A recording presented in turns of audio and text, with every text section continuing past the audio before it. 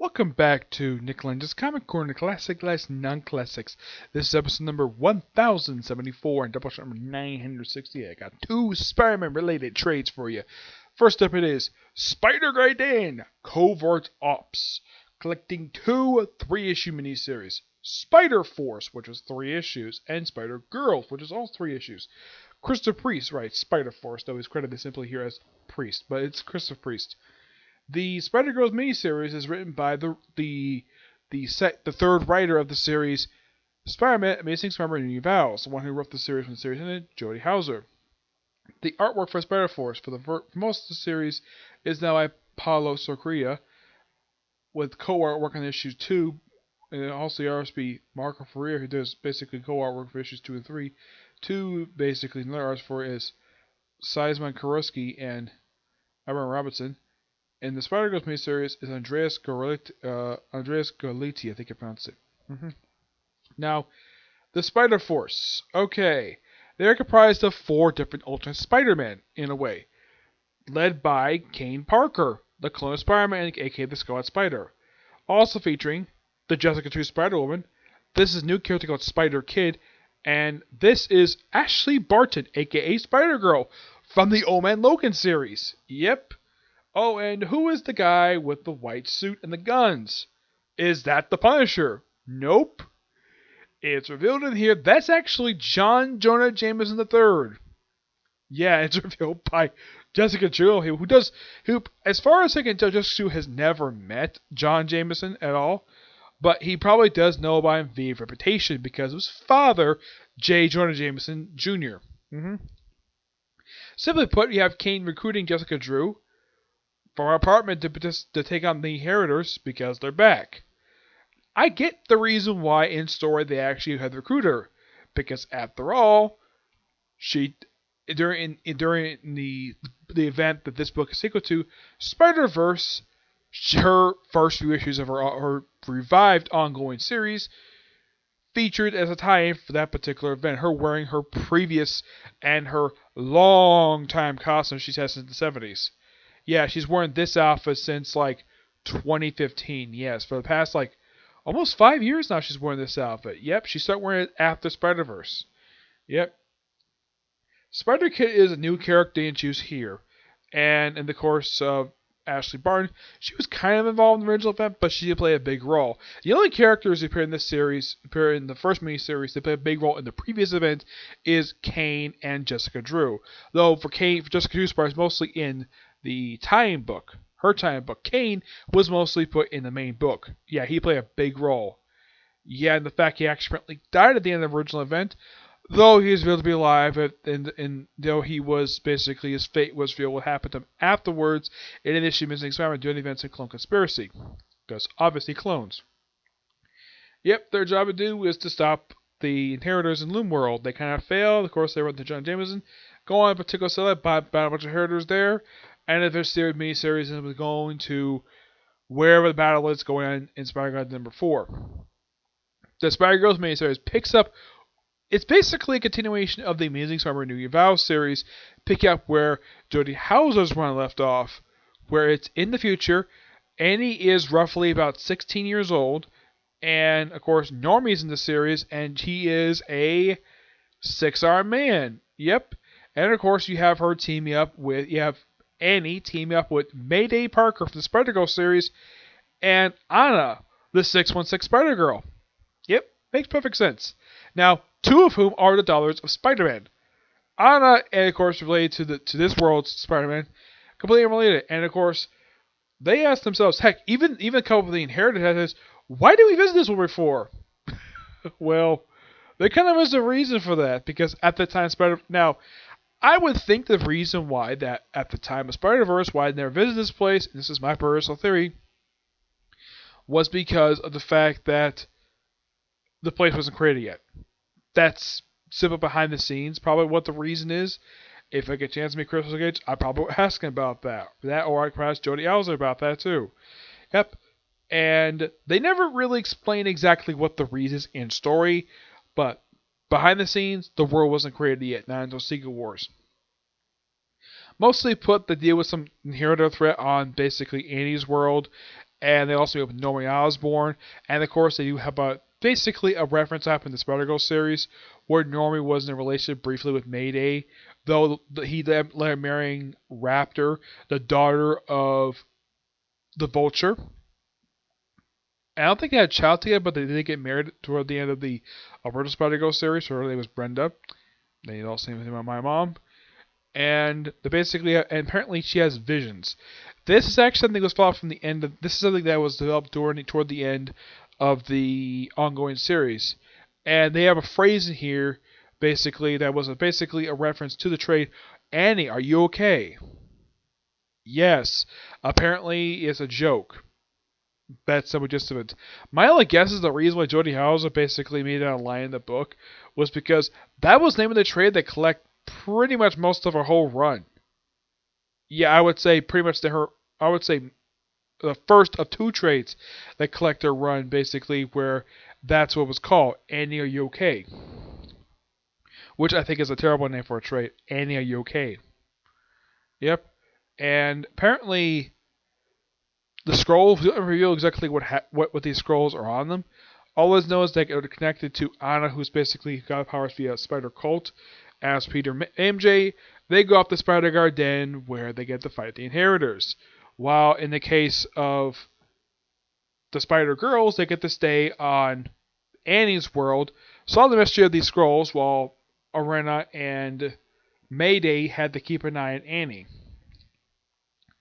And I keep thinking, okay, she's a little bit older now. Why in the world she's called Spiderling? I would think, though, they would call her Spider-Girl, but no. She has to be called Spiderling. Heck, even originally when the series first started, I still kind of think Spiderling is quite stupid. Heck, he eventually suggests his name. Spider-Girl's like, nope, Spiderling. That's it. Yes, and the way Jody Hauser writes Annie, writes Mayday and Anna, it's kind of similar to how Peter MJ written at the start of the Amazing Trinity Vows, where they like the fact that, well, Annie is basically, well, it's not even the fact she has spider powers, it's because of her being a superhero they have a problem with, which is kind of the similar of how Peter was written during the Spider-Girl series. Yeah, I would say almost carbon copy. And of course, they mentioned what happened in this series with with Mayday's little brother Benji, where he was apparently kidnapped by the Inheritors to use as sacrifice because he was a second, like they pronounce him. Yeah. Oh yeah, in case you're wondering, there was a character called the Bride. Yeah, that was actually Silk. Yeah, Silk was the Bride. Kane was one of the other things, I remember what it was, and of course they were investigating the whole Web of Life thing. Which is something that the Spider-Force series was investigating. Of course, Spider-Force basically was in the book called The Uncanny Spider-Force. Yeah, and kind of basically how this series basically started off during issue 3. That's the first issue started off, and then the rest is, and then simply we hear briefly, and we flash back to before this happened, and we take it toward the end, like halfway through issue 3, to explain how we got to this particular point. Now, in the case of Spider-Girls, we don't have that at all. Of course, miniseries ends with 3 Spider-Girls going out to fight in the events of the main Spider-Geddon book. Yep, that's the gist of it. This book is actually pretty good. I thoroughly enjoyed it. It was a really good read. And it's actually the first trade I can think of I actually have.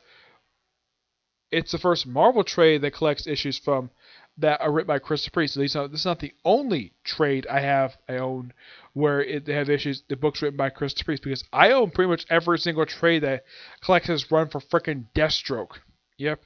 I give this book roughly a 9 out of 10, 9.5 out of 10. Really good. I like the little development they get for Spider-Kid, but I would say the one character gets like 0 development, and the fact he's so against trying to kill these people. It's John Jameson. He's probably by far the weakest character. As for why they give him spider powers, I have no idea. It's particularly very bizarre. Next up it is The Adventures of Spider-Man, Sinister Tensions. Now you're probably curious though, like, okay, why is this book smaller than this book? Well, it is a digest book and it's cheaper. This book collects the first 6 issues of the Adventures of Spider-Man series. This was the second series that basically are set in the continuity of the Amazing Spider-Man, the Spider-Man the Spider-Man animated series 90s, the first one, not the Spider-Man Limited series. We also have the Adventures of Spider-Man, Adventures of X-Men issue 3. Now, the main series, the issues played here. Now, three writers you have Neil Yapta, Rob Macchio, and Michael Higgins. The artwork is by Alex Vukovic, this guy, really nice person, Ben Herrera, and Andy Kahn. These issues are simply put all standalone issues with the exception of the Adventures of X-Men issue and the Adventures of Spider-Man issue 3. This is basically mostly standalone issues of him basically doing various characters, how they interact with him. Yeah, new stories set in the continuity, which is something some books will actually do explore. The first issue has Spider-Man's encounter with the Punisher, which, if you watch the TV show, yeah, he's encountered this guy before, and they mention his backstory here. Yeah, I don't know if this is taking place before they first met. I have no idea. It's particularly bizarre.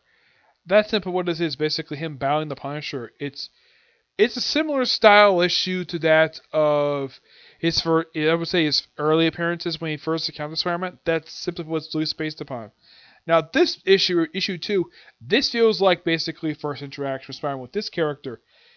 Hammerhead. Yep, a character who Spider-Man never actually encountered in the 1986 TV show. Yeah, it's never explained why. He pops a quick cameo for one episode, but yeah, that's simply it. Yeah, the issue starts out with him having a nightmare, and then we have him. Then we cut to the Daily Bugle office, where basically Robbie Raymondson is being muscled by Hammerhead. Yep, to basically stop publishing articles about gangster stuff. So Peter tells him she should definitely do it anyways, but he gets beat up by Robbie, so he goes to fight Hammerhead. He gets captured, but he's more mad about the destruction of his car than, let's say, taking out a known criminal. Now, in the case of the X-Men issue, it's simply put Spider-Man, Gambit, and Beast versus Mr. Sinister.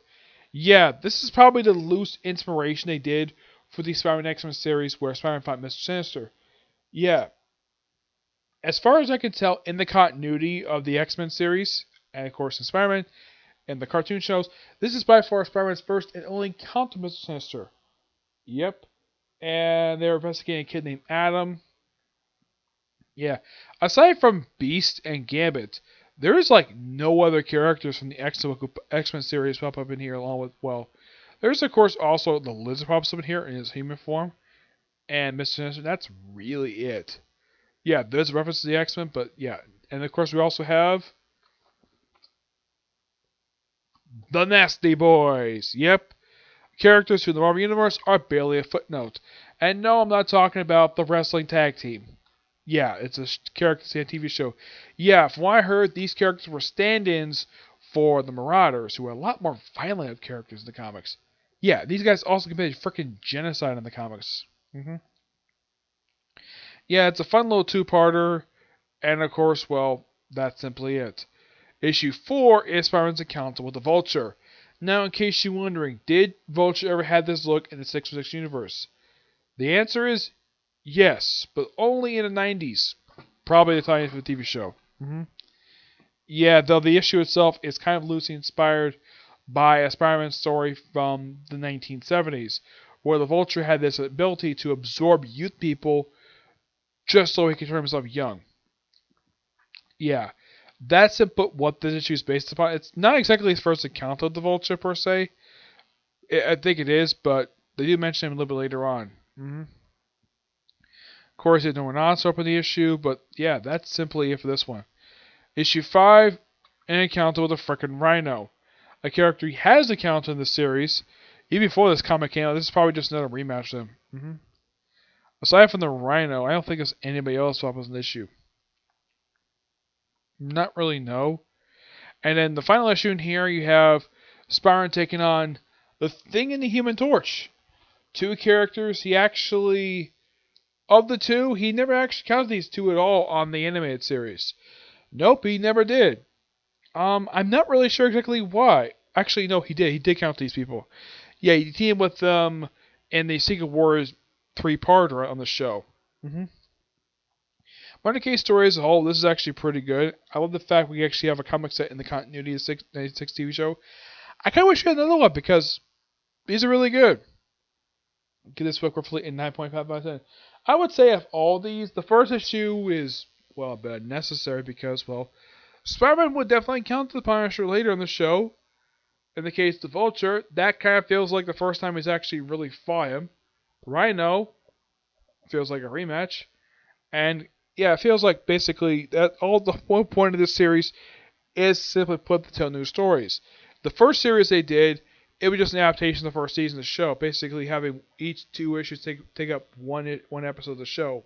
Well, at least each issue take up 1 issue of the show, except for the last couple of issues. This particular volume only lasted for 12 issues. Yeah. I'm not sure how long the Adventures of X-Men lasted for, but I'll look up probably later.